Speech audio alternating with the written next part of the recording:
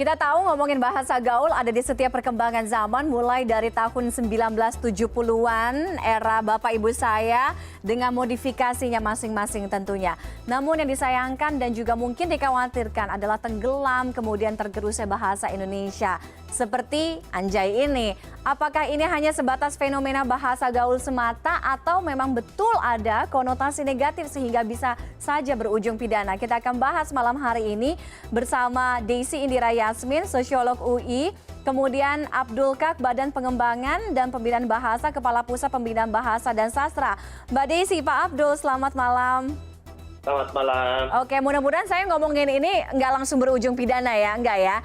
Oke, saya ke Pak Abdul dulu deh. Kita ngomongin apa yang sekarang lagi ramai, kemudian bagaimana penyebutan atau penggunaan bahasa atau kalimat anjay ini dari sisi atau sudut penggunaan bahasa.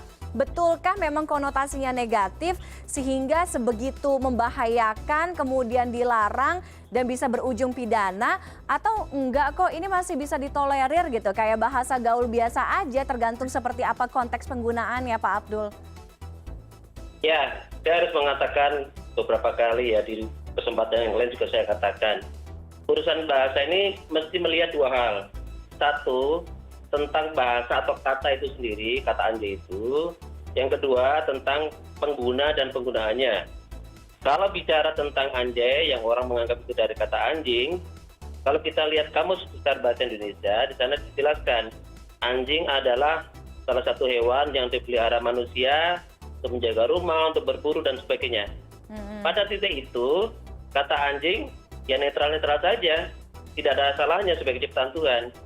Nah, lalu ketika sebuah kata itu seperti anjing menjadi anjay itu dipakai, digunakan untuk menyerang, maka pertanyaannya adalah siapa yang diserang atau ya siapa lawan bicaranya. Jika lawan bicaranya itu adalah teman akrab, sebenarnya itu biasa-biasa saja, karena itu menggambarkan relasi yang intimate, relasi yang akrab di antara kedua belah pihak.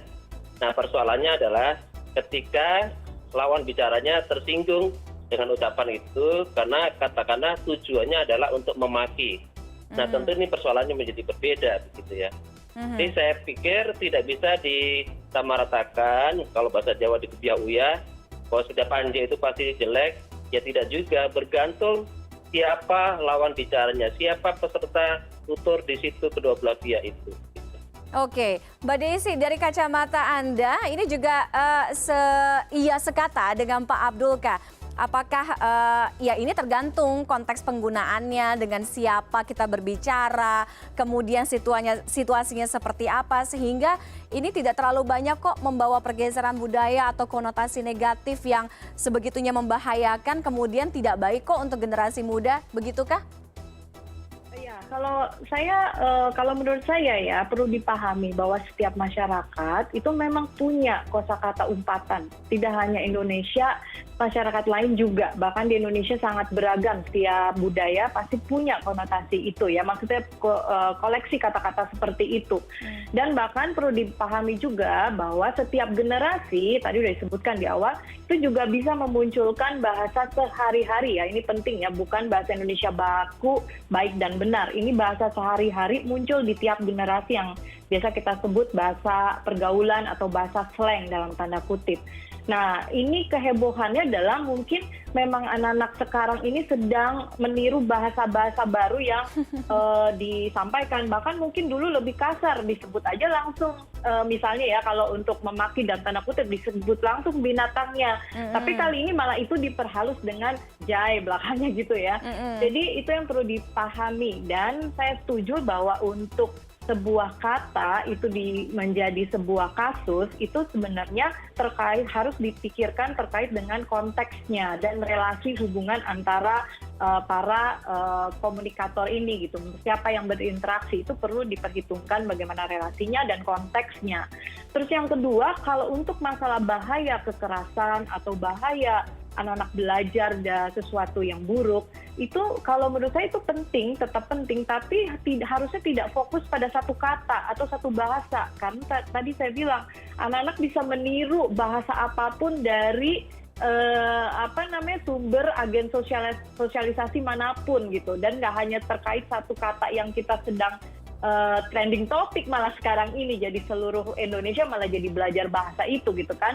Nah ini yang sebenarnya penting, harusnya tidak fokus pada satu kata, tapi bagaimana mendidik atau mengajari untuk menggunakan kata-kata yang sopan santunnya itu diperhatikan. Itu dalam konteks yang mana, itu yang perlu diedukasi. Jadi kalau saya sangat menyayangkan hanya fokus pada satu kata gitu.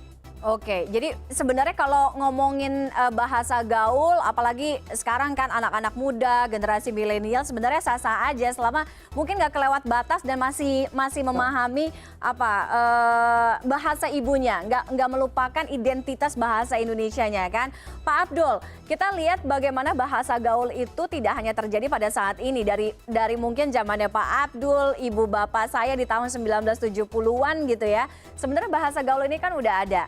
Kalau dulu mungkin namanya, kalau saya nggak salah prokem ya, kalau nggak salah bahasa preman apa bilangnya, ya kan?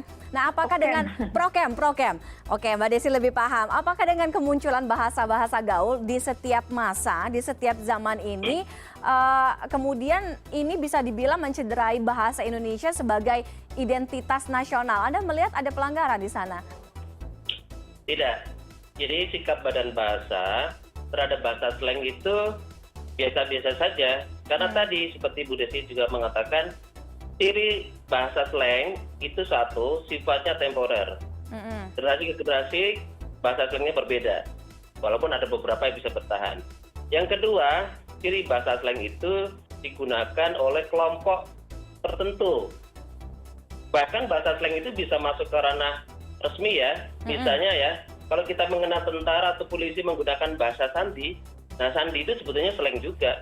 Oh itu kan masuk slang mereka, juga? Gitu ya. Jadi kalau mau menyebut presiden itu Kresna, menyebut Kapolri itu Bandung satu, misalnya begitu, atau menyebut demonstran itu rakyat, itu bahasa slang kan untuk konsumsi dinas gitu ya. Nah di kelompok-kelompok kecil masyarakat yang lain, misalnya di Jawa Timur, di Malang itu ada bahasa walian gitu ya.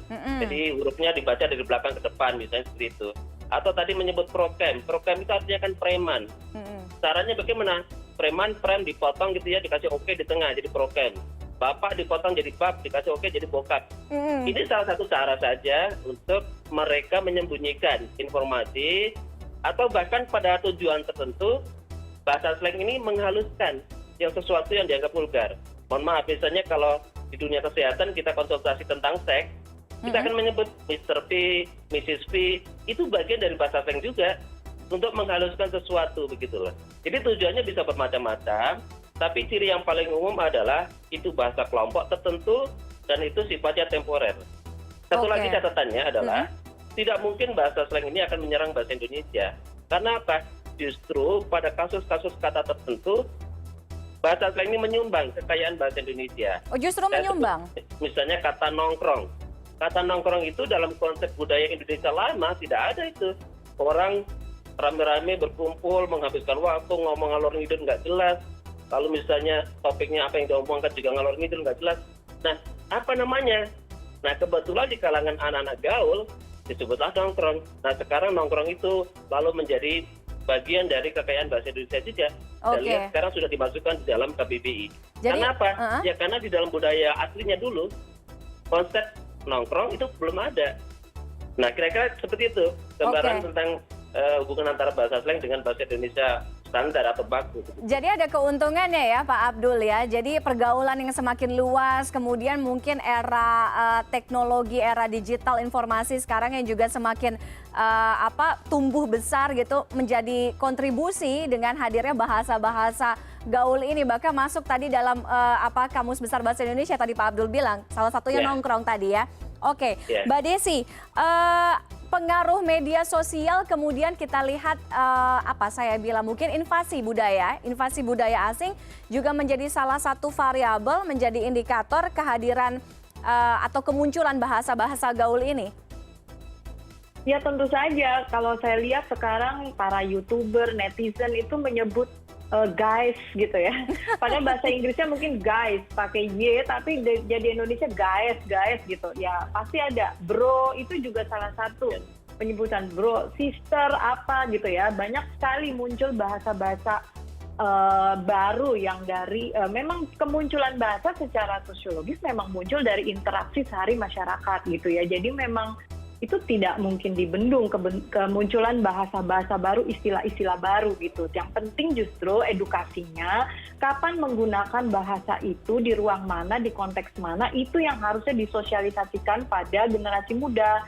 Karena dalam berinteraksi di sosial media misalnya, kita tetap harus menjaga etika gitu ya. Jadi kita harus tahu bahasa ini kita gunakan untuk memuji atau untuk menghina misalnya, seperti itu. Jelas tidak boleh untuk menghina gitu. Di ruang publik manapun kita tidak boleh merendahkan martabat siapapun gitu ya. Kita tetap harus menjaga etika itu. Nah, itu yang sebenarnya harusnya disosialisasikan. Gitu. Oke, tetap harus ada kontrol sosialnya ya. Jadi Mbak Desi, Pak Abdul, kalau saya bilang anja, lebay apa enggak? Ya, kalau kita sudah akrab biasa saja. Biasa Kalau aja kita ya. belum akrab, belum terlalu intimate ya, mengatakan tiba-tiba anja ya, mungkin orang bisa tersinggung kan begitu. Atau mungkin bisa menjadi akrab gara-gara ngomongin bahasa gaul atau mungkin pakai bahasa anjay itu ya. Oke. Terima kasih Mbak Desi, Pak Abdul sudah bergabung dengan CNN Indonesia Connected malam hari ini. Selamat malam.